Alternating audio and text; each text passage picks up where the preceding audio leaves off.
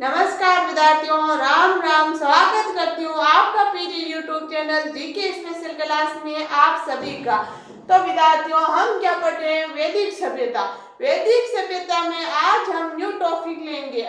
हमने पिछली क्लास में ब्राह्मण ग्रंथ पढ़ा था, आज हम उपनिषद ग्रंथ पढ़ेंगे। वैदिक सभ्यता का अंतिम टॉपिक है उपनिषद ग्रंथ। फिर हम उपवेद पढ़ेंगे, गैर वैदिक सभ्यता पढ़ेंगे। विद्यार्थियों, गैर वैदिक, वैदिक नहीं, वैदिक का ये अंतिम टॉपिक है।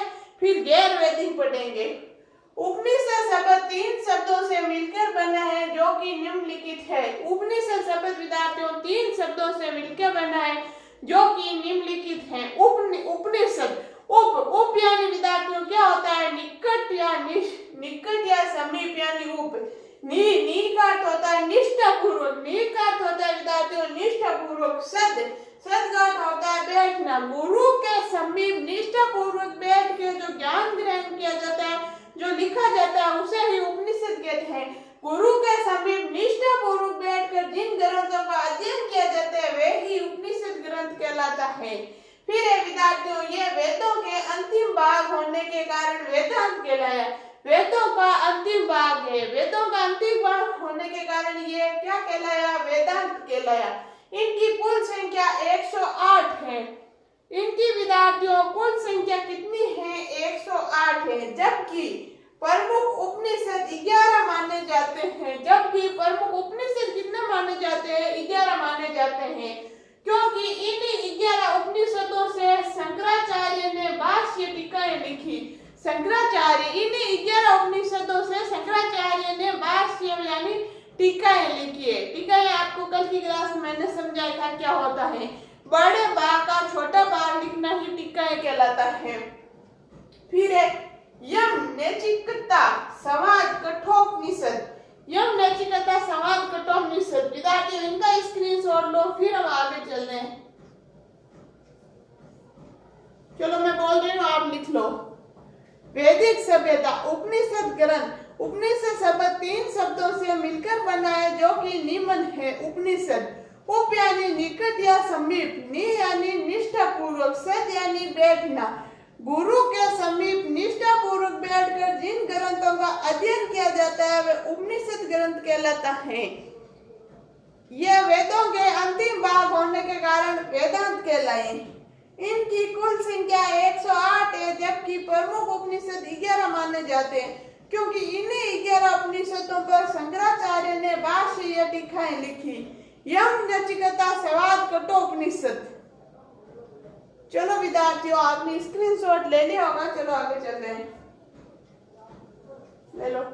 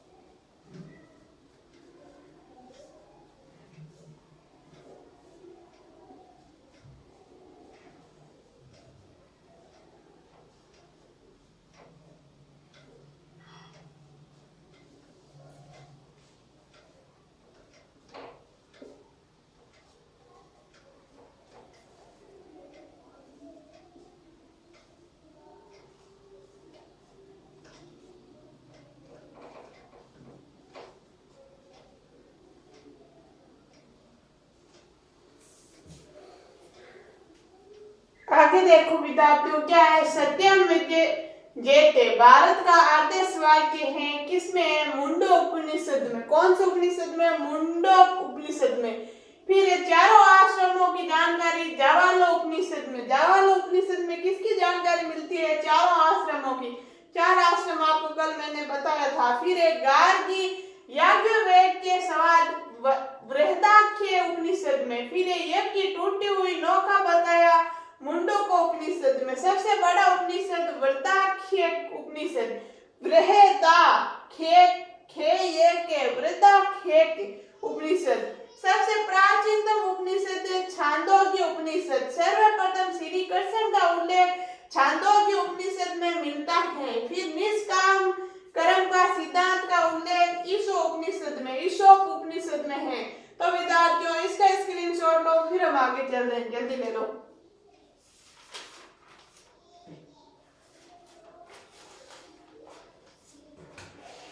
चलो मैं बोल रही हूँ, आप लिख लो।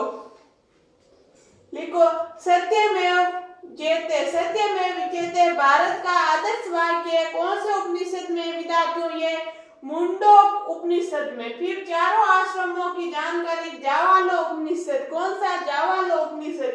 गार्गी याज्ञवल्क्य के सवाद बृहदारण्यक उपनिषद में। यज्ञ की टूटी हुई नौका बताया मुंडक उपनिषद में। सबसे बड़ा उपनिषद बृहदारण्यक उपनिषद। सबसे प्राचीन उपनिषद छांदोग्य उपनिषद। सर्वप्रथम श्री कृष्ण का उल्लेख छांदोग्य उपनिषद में मिलता है।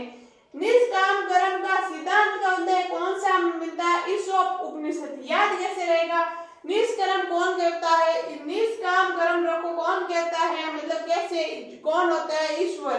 ऐसे मतलब आइडिया से आप याद रख लेना, ईशोप उपनिषद। तो विद्यार्थियों ये था हमारे कौन कौन से उपनिषद में क्या क्या है, आपने स्क्रीनशॉट ले लिया होगा। चलो आगे चलते हैं।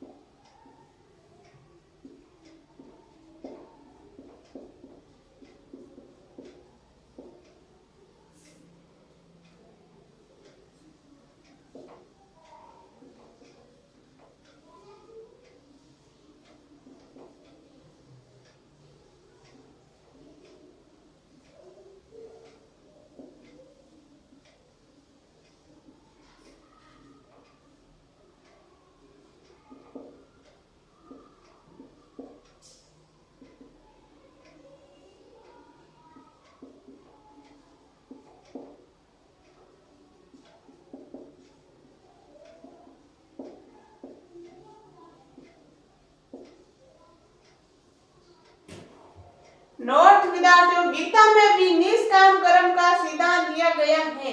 पुनर्जन्म का सिद्धांत शतपथ ब्राह्मण ग्रंथ में मिलता है। शतपथ ब्राह्मण ग्रंथ में पुनर्जन्म का सिद्धांत मिलता है।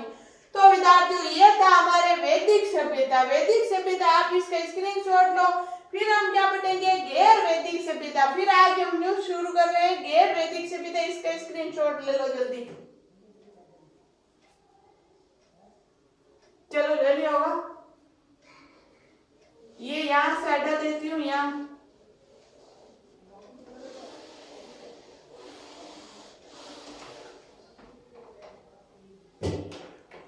आपको दिखाई तो दे रहा है, इधर मैं डेयर लिख देती हूँ।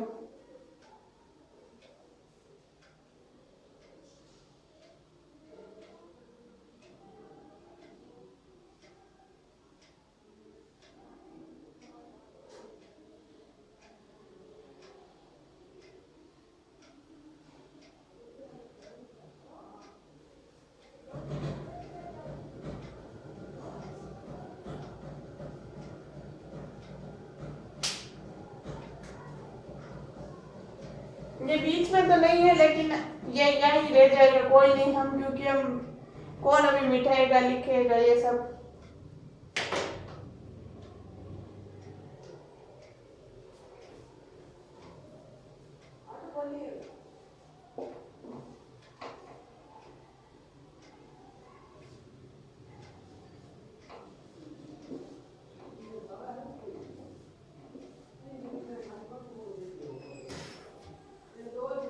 चलो गैर वैदिक सभ्यता लिख रहे हैं हम।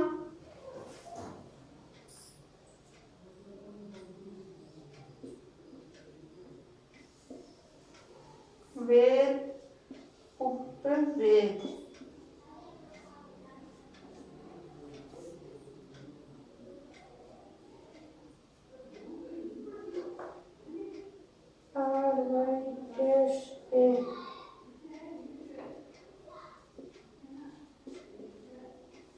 ऋग्वेद, यजुर्वेद, सामवेद, अथर्ववेद।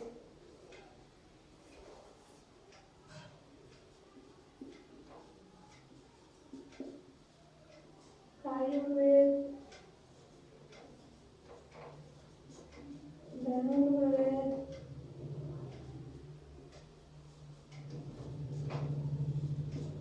गंधर्ववेद, शिववेद।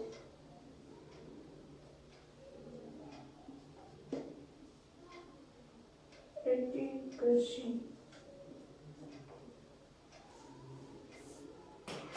विद्यार्थियों, गैर वैदिक सभ्यता में हम सबसे पहले ले रहे हैं उपवेद। ए नंबर बड़ा ए लिख के लिखना उपवेद। वेद, उपवेद। वेद कौन सा है?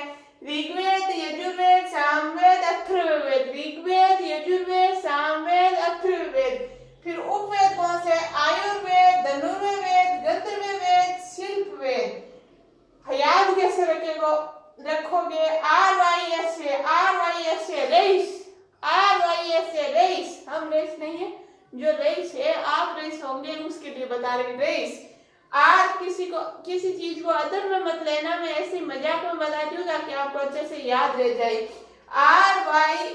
RYS फिर है ADJC यानी एडी घसे। रेस लोग होते हैं, उनके जूतों का टेंशन नहीं होता है, बार बार लेके आते हैं तो वो एडी घस के चलते हैं, एडी घस के चलते हैं। रेस लोग एडी घस के चलते हैं। रेस यानी R यानी ऋग्वेद, Y यानी यजुर्वेद, S यानी सामवेद, A यानी अथर्ववेद। एडी घसे। A यानी आयुर्वेद, D यानी धनुर्वेद, J यानी गंधर्ववेद, C यानी शिल्पवेद।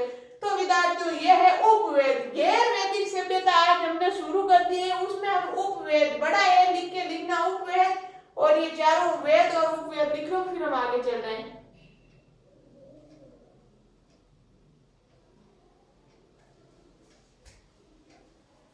स्क्रीनशॉट ले लो।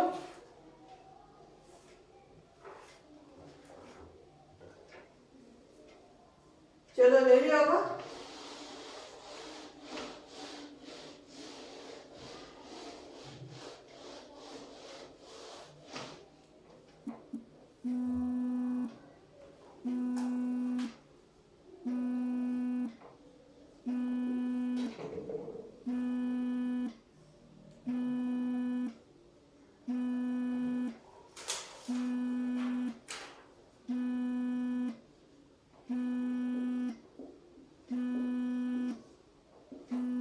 चलो अब लिख रहे हैं पुराण।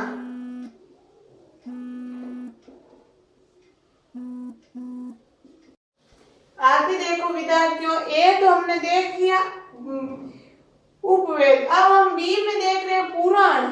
क्या देख रहे हैं? गैर वैदिक सभ्यता में ए बड़ा ए लिखे हमने उपवेद देखा। बी में हम क्या देख रहे हैं? पुराण। भारत में कुल 18 पुराण हैं। भारत में कुल कितने पुराण है विद्यार्थियों? 18 पुराण है। सबसे प्राचीनतम पुराण मत्स्य पुराण है। सबसे प्राचीनतम पुराण कौन सा है? मत्स्य पुराण है। इतिहास पुराण को छांदोग्य उपनिषद में पंचम वेद कहा गया है। इतिहास पुराण को छांदोग्य उपनिषद में पंचम कया है? पृथ्वी। पृथ्वीराज राठौड़ द्वारा रचित ग्रंथ, पृथ्वीराज राठौड़ द्वारा रचित ग्रंथ है विद्यार्थियों वेली किशन रुक्मणी। वेली किशन रुक्मणी को दूरसा आडा ने क्या कहा था? 5वां वेद और 19वां पुराण। वेली किशन रुक्मणी को दूरसा आडा ने 5वां वेद और 19वां पुराण कहा था। यह बात विद्यार्थियों मैंने कला संस्कृति में कम से कम आपको 10 बार बता दी और आपको ये पूरा याद होगा। पृथ्वीराज राठौड़ द्वारा रचित ग्रंथ वेली किशन रुक्मणी को दूरसा आडा ने 5वां वेद व 19वां पुराण कहा था। 5वां वेद, ये 5वां है।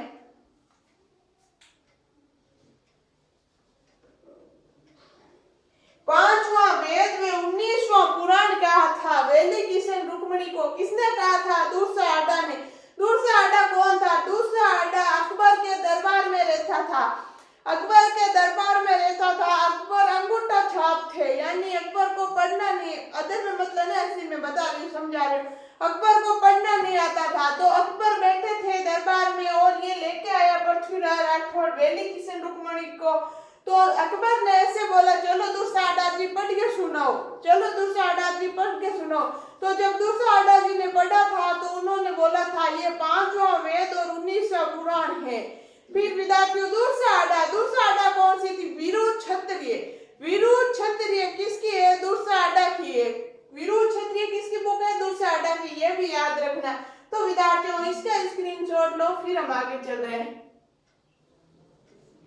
चलो मैं बोल रही हूँ, आप स्क्रीनशॉट ले लो, लिख लो। पुराण, बड़ा बी लिखे लिखना पुराण। भारत में कुल 18 पुराण है। सबसे प्राचीनतम पुराण मत्स्य पुराण है। इतिहास पुराण को छांदोग्य उपनिषद में पंचम वेद कहा गया है। पृथ्वीराज राठौड़ द्वारा रचित ग्रंथ वेली किशन रुक्मणी को दूरसा आडा ने 5वां वेद 19वां पुराण बताया है। तो विद्यार्थियों ये था हमारे पुराण गैर वैदिक सभ्यता में।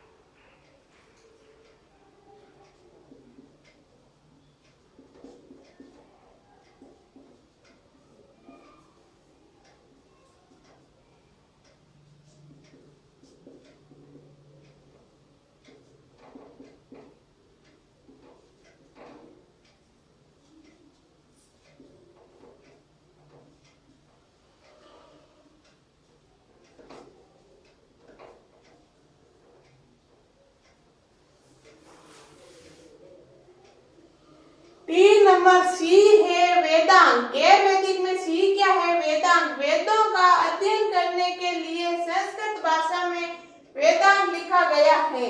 वेदों का अध्ययन करने के लिए विद्यार्थियों संस्कृत भाषा में एक वेदांग लिखा गया जिसे वेदांग बोलते हैं। मुंडकोपनिषद यानी उपनिषद के अनुसार वेदांग की संख्या 6 मानी गई है। वेदांग की संख्या कितनी है? 6 है। विद्यार्थियों में थोड़ी संस्कृत कमजोर है, आपको बताया तो थोड़ा मुश्किल होता है।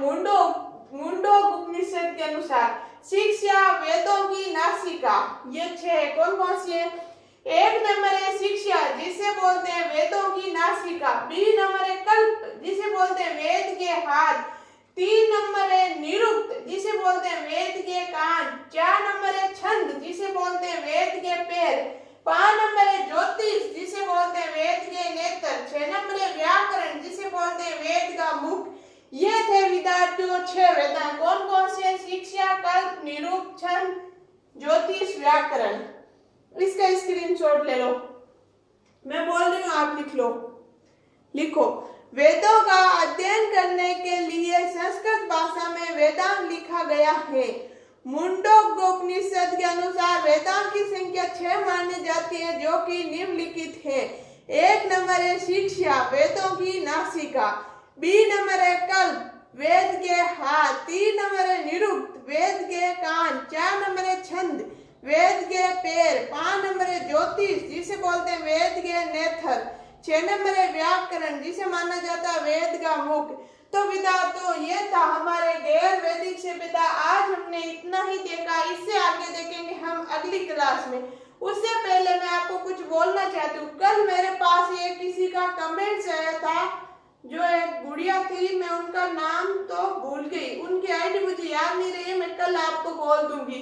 उन्होंने एक कमेंट्स लिखा था, मैडम आप बहुत अच्छा पढ़ाते हो, आप पूरा कंटिन्यू टॉपिक टू टॉपिक पढ़ा रहे हो। तो उनको मैं सबसे पहले तो धन्यवाद बोलना चाहती हूँ, आपने इतना अच्छा कमेंट किया था उसके लिए धन्यवाद।